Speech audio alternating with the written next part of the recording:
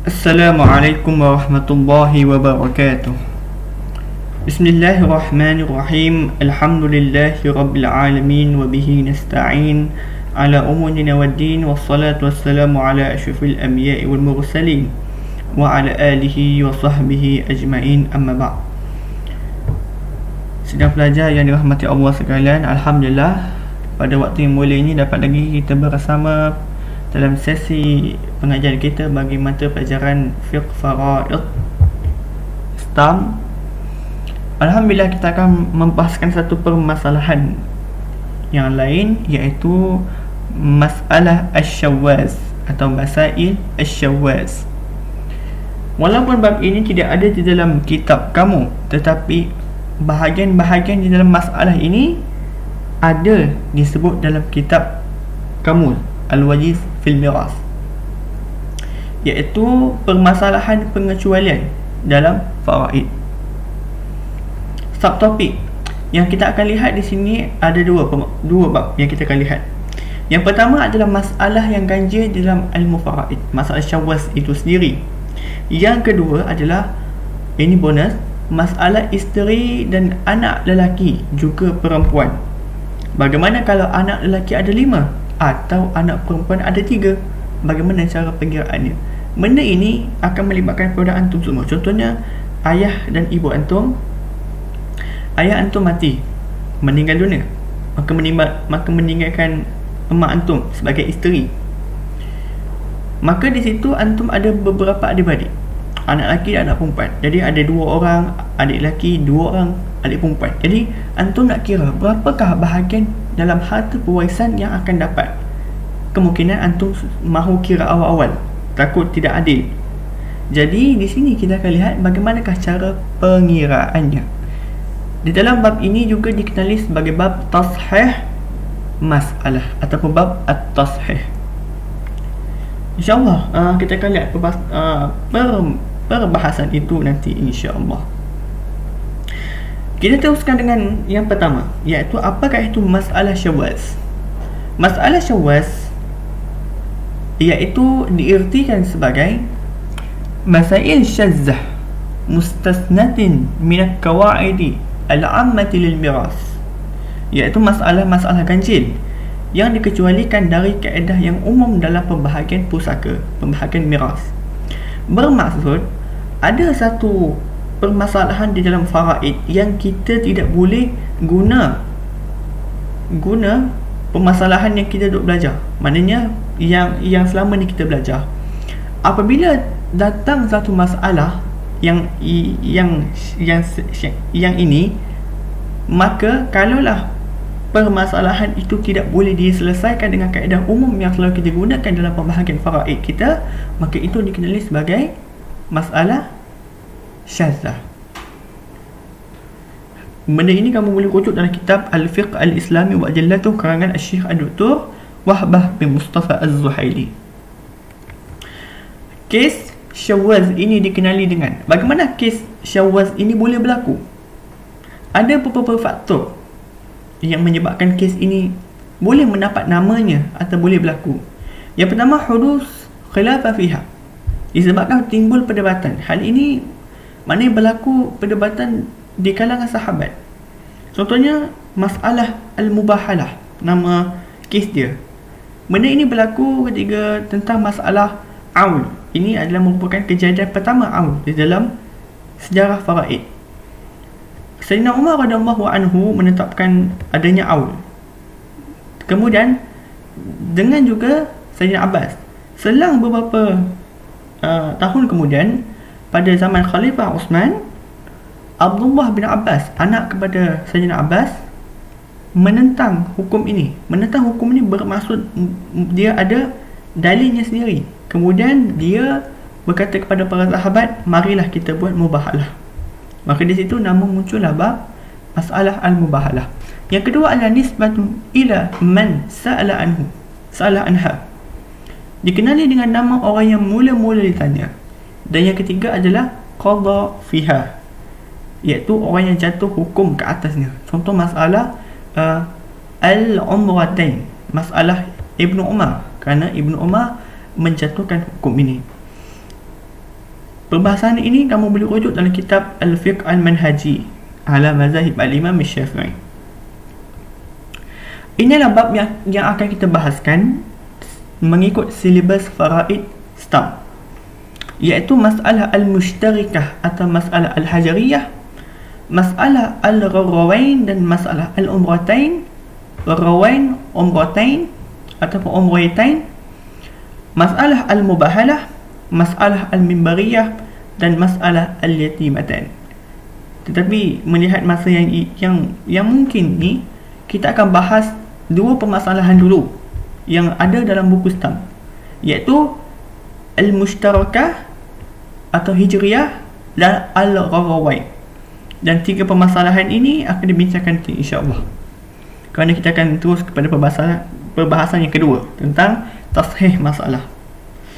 Baiklah, kita akan teruskan perbahasan kita yang selanjutnya, iaitu tentang permasalahan al-umratain. Kamu boleh rujuk dalam kitab kamu, dalam buku teks kamu Al-Wajiz fi Miras, ya, kamu boleh rujuk dalam Al-Wajiz fi Miras itu pada bab ahwalil pada permasalahan ahwalil al-um.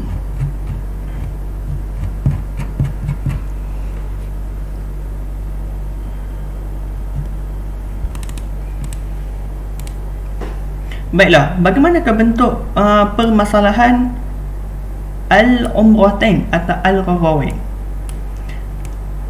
Pada nombor 3, pada muka surat 25, pada nombor 3 tentang ibu akan mendapat sulusul baqi inda adamil haula inda adamil haula wa ba'd fardh ahad az-zawjayn wazalika fi mas'alatain tasmiyan bil gharrawain, iaitu kesnya berlaku apabila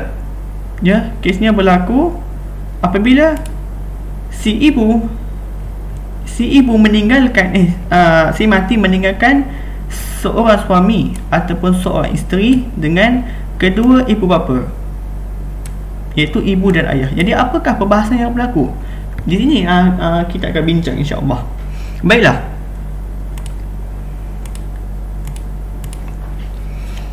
kes ini berlaku ketika zaman Sayyidina Umar radhiyallahu anhu. Ketika itu seseorang telah datang kepada Sayyidina Umar tentang hukum ini. Kemudian Umar radhiyallahu anhu telah menghukumkan permasalahan ini. Pada asalnya Umar telah menghukumkan ini, kemudian dilihat balik, kemudian dibuat hukum yang lain. Sebab tu dinamakan al-umrain, dua Umar. Kerana Umar tetapkan hukum ini, kemudian Umar ubah kepada hukum ini, dua Umar. Kisnya berlaku seperti begini, kita akan lihat. Iaitu si mati meninggalkan zauj,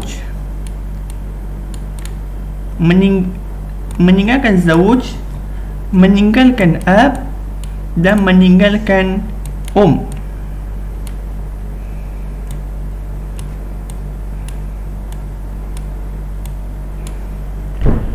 Si zauj akan mendapat 1/2 kerana ketiadaan furuk waris, iaitu ibn, bintun, bintu ibn. Seterusnya ab akan mendapat asabah kerana ketiadaan furuk waris, dan akan mendapat 1/3 kerana ketiadaan waris serta ketiadaan saudara-saudara lain.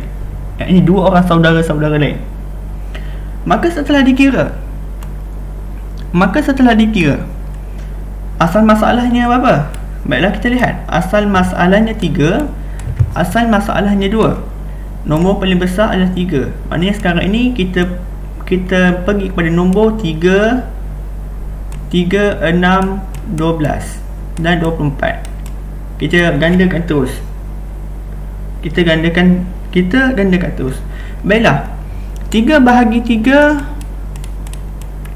1, 3 bahagi 2 tak ada, tak pas.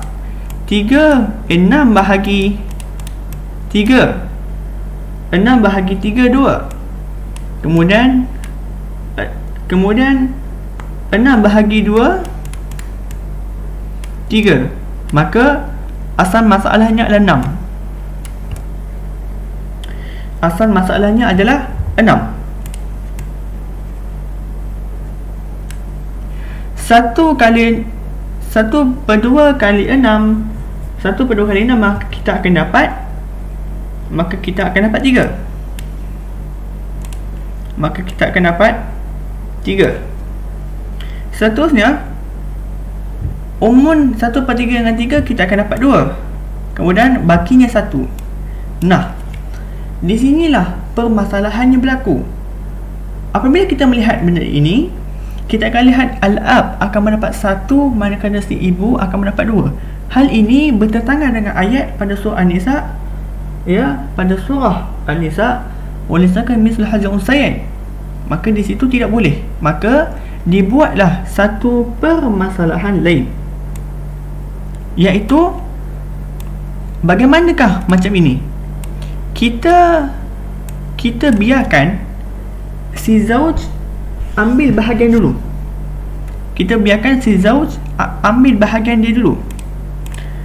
Setelah si zauj ambil bahagian dulu, maka bakinya itu kita pergi ke ibu dan ayah. Maka bila kita lihat bakinya 3. Betul.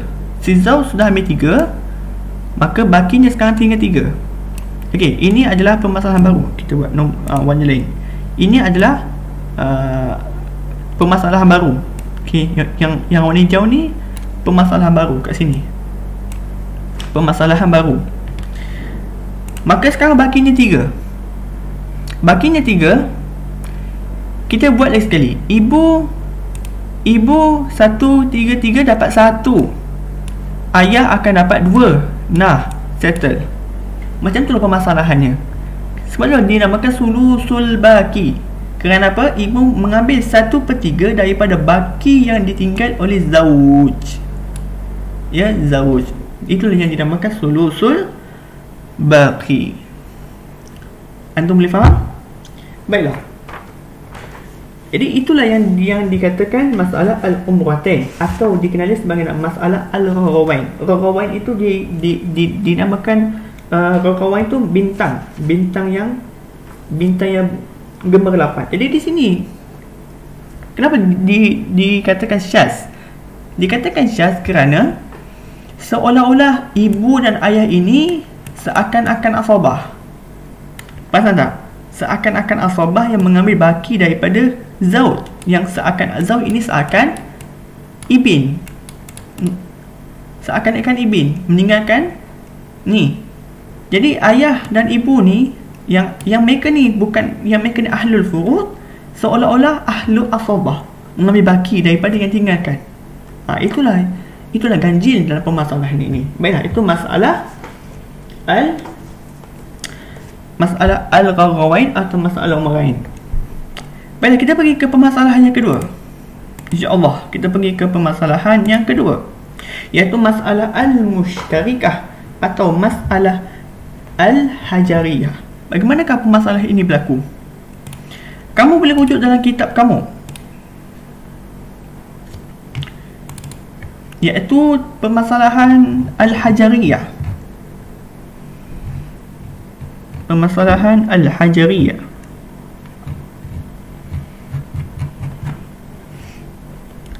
Dia kat belah-belah ni, awal bintusab. Baiklah, di sini pada muka surat 24, masalah al-hajariyah. Di sini masalah al-hajariyah. Suratuha, gambarannya seperti begini. Bagaimanakah gambaran bentuk masalah hajariyah atau dipanggil masalah al-mushtarikah? Matat imra'ah, maknanya datang permasalahan ini kepada Sayyidina Umar. Hukum ini pun berlaku pada Sayyidina Umar, kerana kebanyakan hukum faraid yang syazah ini berlaku pada Sayyidina Umar, kerana Sayyidina Umar hidup lama, 10 tahun. Meninggalnya seseorang, kemudian meninggalkan suami, ibu, 2 orang saudara seibu, kerana 2 orang saudara ibu, dengan seorang saudara seibu sebapa atau ramai. Maka permasalahannya seperti begini. Kita akan lihat bagaimana bentuk permasalahannya. Okey, kita tinggalkan dulu. Iaitu kita lihat si mati meninggalkan suami, ya, imra'ah meninggalkan zauj, meninggalkan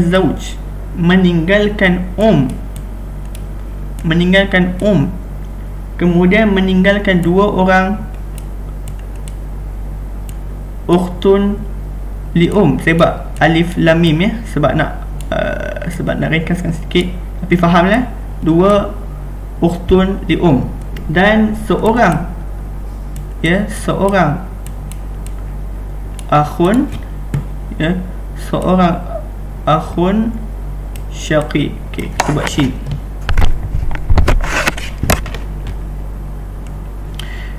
Maka bahagian dia adalah seperti begini. Si zauj akan mendapat 1/2 kerana ketiadaan furu'. Ummun akan mendapat 1/6 kerana wujudnya saudara-saudara. Dua saudara seibu atau auladil akan mendapat 1/3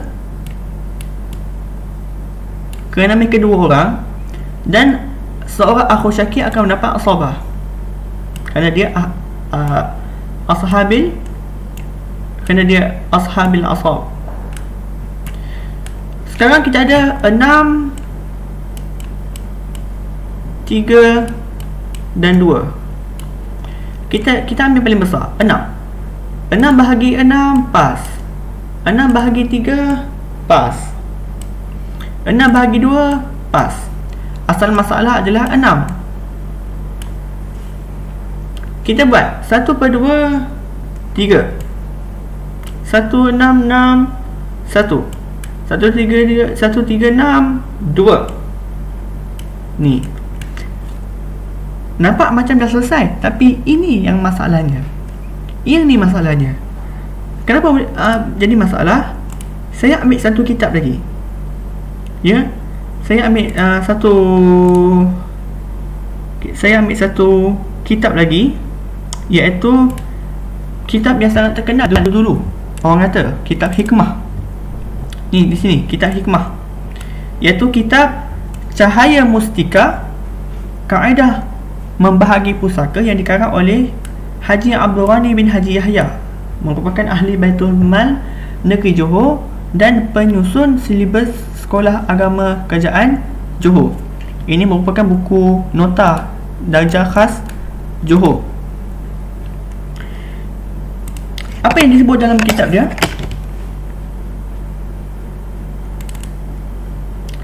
Ni dia punya kitab dia, Jawi. Ada dua peristiwa yang berlaku, ya. Ada dua peristiwa yang berlaku. Bagaimanakah peristiwa ini boleh berlaku? Yang pertama, yang dikatakan di sini, dengan kaedah ini telah dihukumkan oleh Sayyidina Umar bin Khattab radhiyallahu anhu pada mula ia menghukumkan. Kemudian setelah setahun ke belakang, maknanya berlaku setahun seterusnya, berlaku lagi permasalahan ini. Lalu benda ini datang kepada dia. Asalnya dia hukum macam ni dulu. Dia hukum macam ni. Dah settle. Pada tahun seterusnya berlaku lagi masalah ini, ya. Kemudian seorang sahabat Nabi, iaitu Zaid bin Sabit, ya. Zaid bin Sabit adalah sahabat Nabi yang paling pandai ilmu faraid. Dia berkata kepada Sayyidina Umar, iaitu Habu abahum kana himaran famaza dahumul abu illa kurban. Artinya, tolonglah takdirkan bapa mereka itu seperti keldai, yakni himar. Jangan diharamkan saudara lelaki seibu sebapa daripada mendapat pusaka dengan sebab bapa, kerana bapa itu sebuah menambah kerabat saja. Antum semua mungkin tak faham apa yang dimaksudkan dalam ayat ini. InsyaAllah anda akan terangkan apa maksud ayat ini. Kemudian ada setengah kaul mengatakan ada satu peristiwa di mana bila berlaku macam ini, si akhun syakik mendapat asabah tapi dapat kosong, maka akhun syakik pun tidak puas hati tentang masalah ni. Lalu akhun syakik datang menghadap kepada Sayyidina Umar, lalu berkata kepada Sayyidina Umar, wahai Umar, hab anna abana kana hajaran mulka fil yamin, tolonglah Umar, takdirkan bapa saya tu sekalian seperti batu yang telah dicampakkan ke dalam laut. Kenapa boleh berlaku peristiwa macam ni? Baiklah, bila Sayyidina Umar telah dengar permasalahan itu, maka dia buat permasalahan baru.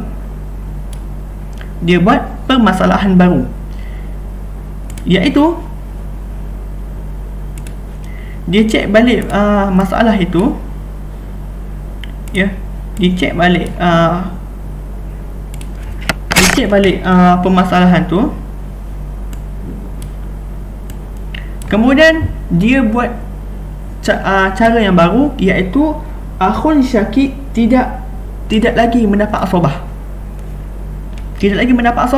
Tetapi akhun syakik akan bersekutu dengan dua orang saudara seibu auladil ini. Maka ditakdirkan, ya, maka dibuat hukum baru di sini dipadamkan dengan dua orang saudara ini akan mendapat 1/3.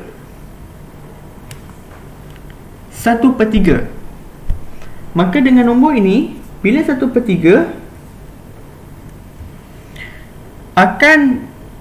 akan dijadikan dua orang ini 3 kepala. 3 kepala. Maknanya dua orang saudara seibu, seorang akhun syakik, 2 campur 1, 3. Bila 3, maka di situ dilihat nombor ini tidak boleh nak dibahagikan untuk semua ni kerana lebih. Maknanya tidak boleh nak dikira. Maka digunakan tashih masalah. Nanti ini akan cakap bila bab yang lain, bila nanti perbahasan. Maka dengan cara asal masalah itu dikali dengan kepala, iaitu 6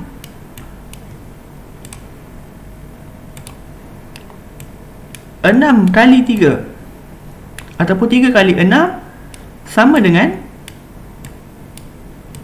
6 kali 3 sama dengan 9, sama dengan 18, silap. Jadi asal masalah baru adalah 18. Maka digunakan kaedah yang sama, 1/2 18 9, 1/6 18 3. Kemudian yang ini dapat berapa? Yang ini akan mendapat 6. Bila dapat 6, maka si saudara seibu sebapa itu akan mendapat 4. Kenapa 4? Kerana mereka 2 orang, mereka lebih lagi, dan seorang saudara ini akan mendapat 2. Seorang akan mendapat 2. Jadi yang ini akan dapat 2. Jadi dah siap. Jadi permasalahan itu telah diselesaikan dengan zauj akan mendapat 9, ummu akan dapat 3, 2 saudara ini akan dapat 4, dan seorang akhun syakik ini akan dapat 2. Kalau dia komplain dia kata tak adil, kenapa saya dapat sikit, maka dia kena ikut hukum yang asal, iaitu akhun syakik akan mendapat kosong. Hal ini boleh dirujuk dalam kitab. Permasalahan ini telah menjadi perdebatan di dalam mazhab, telah menjadi permasalahan di dalam mazhab kita, mazhab Syafi'i, Hambali, Hanafi dan sebagainya. Kerana apa? Ada setengah mazhab itu menetapkan bahawa digunakan kaedah yang asal, iaitu kaedah akhun syakik mendapat kosong. Okey, seperti begini. Ini daripada kitab Al-Fiqh Al-Islami. Bagi mazhab Maliki dan Syafi'i, mereka mengambil pendapat Umar, Osman dan lain, iaitu zahabu ila tasyriki baina asyiqa, iaitu digabungkan saudara seibu dan saudara seibu sebapa maka seperti yang tadi. Tetapi وقال علي وأبو حنيفة وأحمد بن حنبل وداود وعنه أجمعين. Tapi bagi mazhab Abu Hanifah, mazhab Ahmad dan lain, Daud ini sekali, mereka gunakan kaedah yang lama, iaitu saudara seibu sebapa tidak mendapat apa-apa, cuma asabah tapi kosong.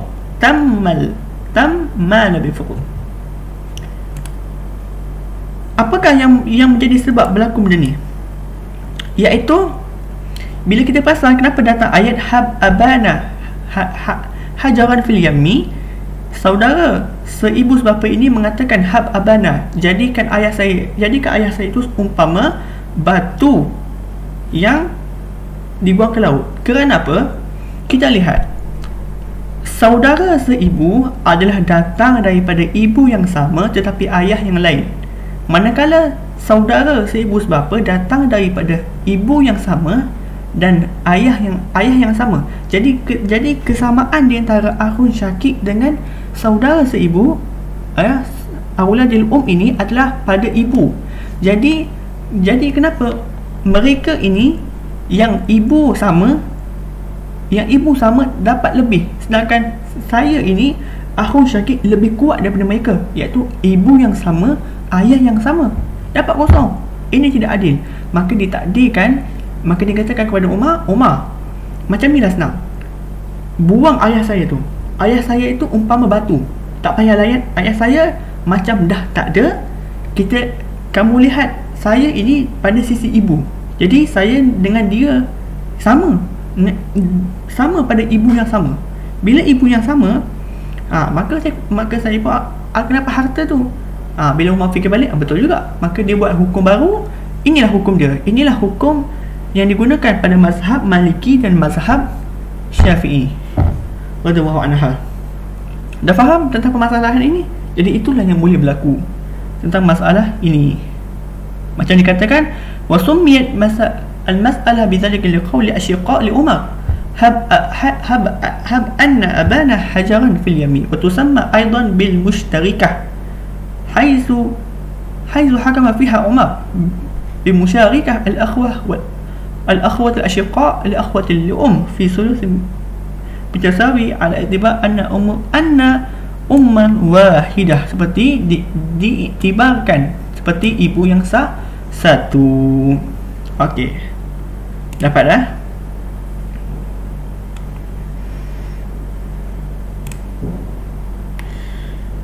Baiklah, kita pergi ke tajuk yang kedua. Untuk 3 tajuk tu insya-Allah di lain hal akan bincang. Kita pergi ke tajuk yang kedua, iaitu permasalahan tentang adik-beradik tu. Ya, permasalahan tentang adik-beradik. Di sini kita akan lihat perbahasan tentang tashih masalah. Tashih masalah, pengenalan tentang bab tashih al-mas'alah di dalam bab al-hisab, ya, masalah al-hisab. Baik, kita akan lihat tentang bab ini insya-Allah.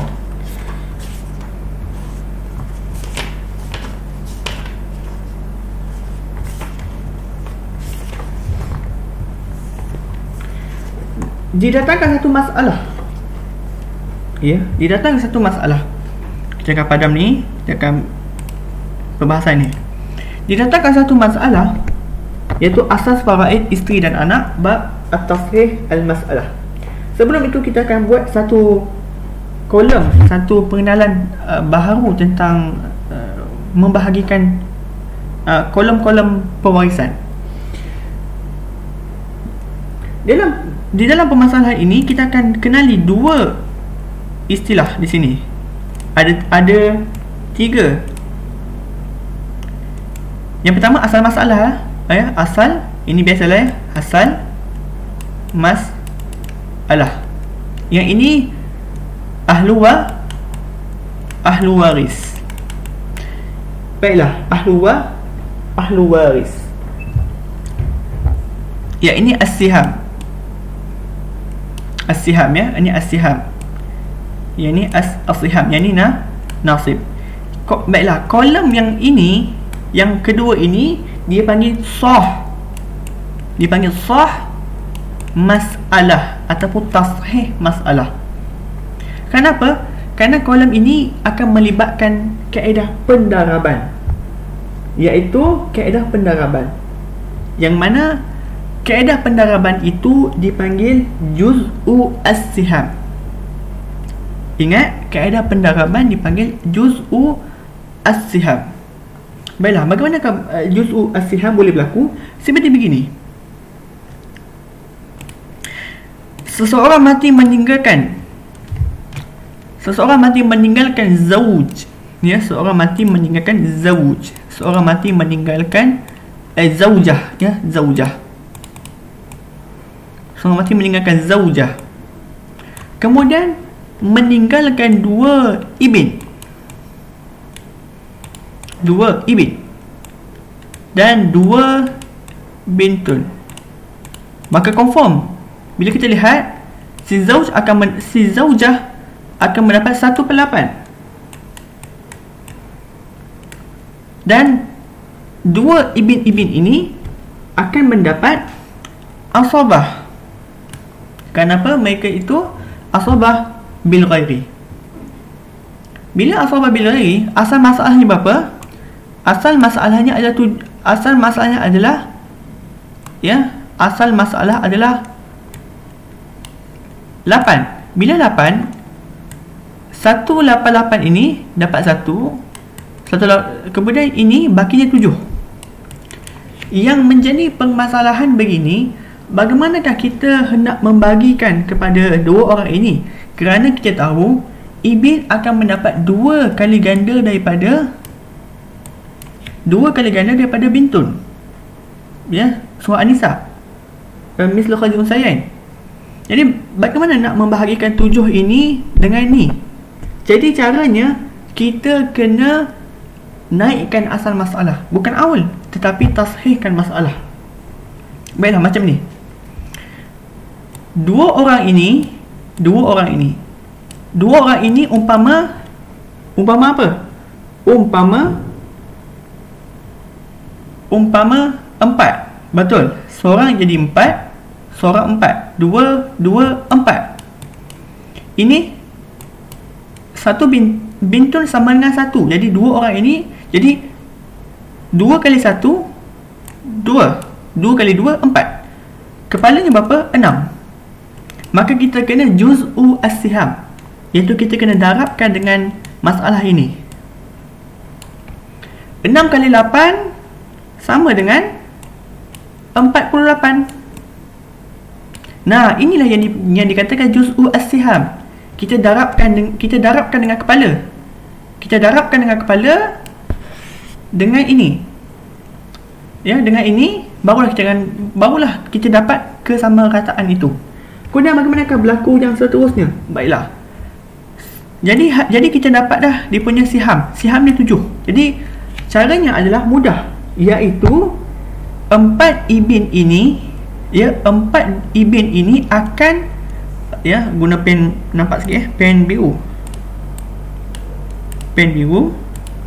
iaitu tak salah. Okey, 4 ibn ini akan dikali dengan as-siham, iaitu juz'u as-siham. Okey, kita buat ni balik, ni baru. Kita kena potong, ya. Kita kena potong. 4 dikali 7, kita mulakan dengan ni dulu. 18 ya, 18 dengan 48, maka kita akan dapat 6. Maka si zauj akan mendapat 6. 2 ibn ini sama dengan 4, maknanya mereka ini umpama 4 ibn. 4 ibn dikali dengan 7 dapat berapa? Dapat 28. 2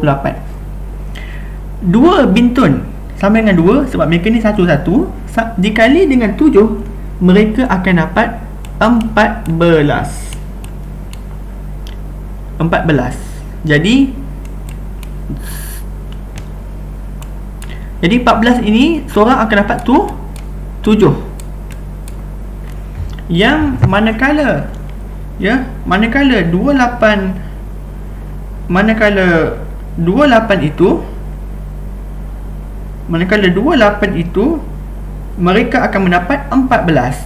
Seorang akan mendapat 14. Jadi inilah bagaimanakah cara kaedah tashih masalah, iaitu dilihat dari kepala mereka, kemudian kita umpamakan mereka, kemudian kita kalikan dengan siham yang dah dapat, kita gandakan asal masalah itu, maka kita dapat bahagikan dia. Ini contoh pertama. Kita pergi ke contoh yang kedua, contoh yang lebih ramai lagi. Contoh kita bagi contoh yang lagi ramai, iaitu si mati meninggalkan seorang isteri. Si mati meninggalkan seorang isteri. Si mati meninggalkan seorang isteri, zaujah, dengan 5 orang ibin. Ni lagi ramai ni. 5 orang ibin. Kaedah yang sama. 5 orang ibin dan 3 bintun. Macam mana nak bahas ni? Dalam kemudian masih nak tanya, dalam bab ini ada tak dalam silibus kami, buku teks kami? Ada, iaitu bab tashih. Jom kita tengok ada tak perbahasan tu, perbahasan tentang tashih. Dia kat belah-belah, dia lepas aul kau tak ingat? Lepas dia belah aul. Nampak sikit.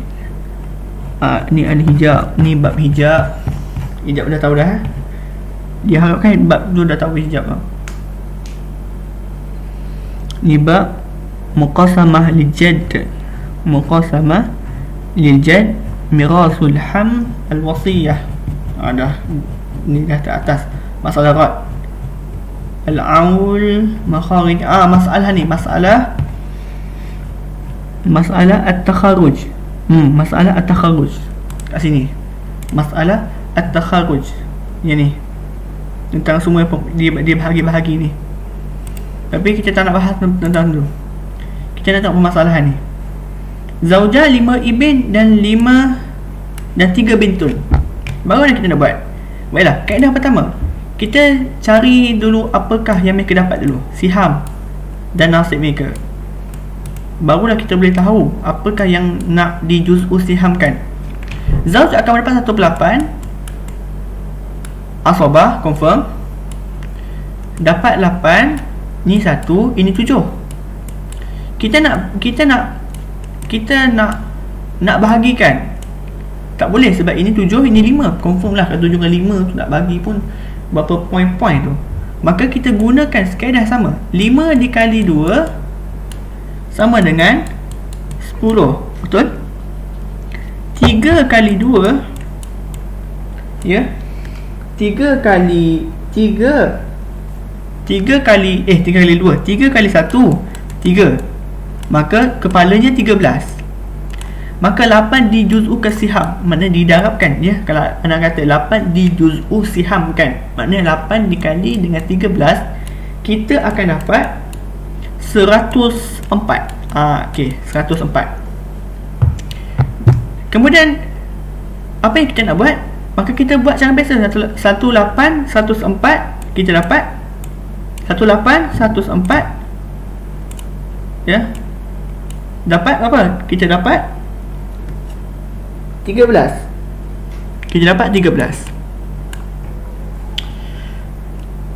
5 ibin dikali 7 berapa dapat? 5 ibin dikali 7, yang mana 10 ibin di kepala baru dikali dengan 7, dapat 70. 70, seorang akan dapat 10/1. Mana seorang akan dapat 1/10. 3 ibin, 3 bintun dikali dengan 7, kita akan dapat 21. 21 per seorang, 21 per seorang, seorang akan dapat 7. Maknanya mereka dapat 1/7 setiap per 1. Maka ini caranya. Dah settle, maka guna kaedah biasa. Kalau contoh dapat ada 10 anak, kira lah apa. Kalau ada 2 isteri, 2 isteri berapa dapat, mana yang semua kira yang sama. Itu yang dipanggil sebagai bab al-tashih, bab at-tashih al-mas'alah. Wallahu a'lam bissawab. Jadi harap penerangan tadi tu dapat memudahkan para antum, maknanya para pelajar antum semua dapat memahami tentang permasalahan ini. Jadi apakah yang kita boleh dapat di sini? Maka kita boleh kerit dengan bab al-hijriyah. Kenapa hijriyah? Sebab kita nak bahagikan. Kita dapat 18, takkan nak bahagikan pada 3 orang, tak masuk akal. Kita kena naikkan dia punya siham dia. Asal masalah kena naikkan, barulah boleh bahagi dengan sama rata. Wallahu a'lam.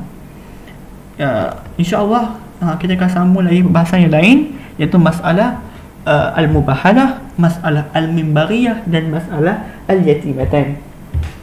Jadi itu saja untuk pada hari ini. Diharap kalau ada yang tak kena boleh tegur-tegur. Jadi diharap semoga antum semua berjaya dalam stam faraid nanti, insya-Allah. Ana sudah dengan wabillahi taufiq wal hidayah. Wassalamualaikum warahmatullahi wabarakatuh.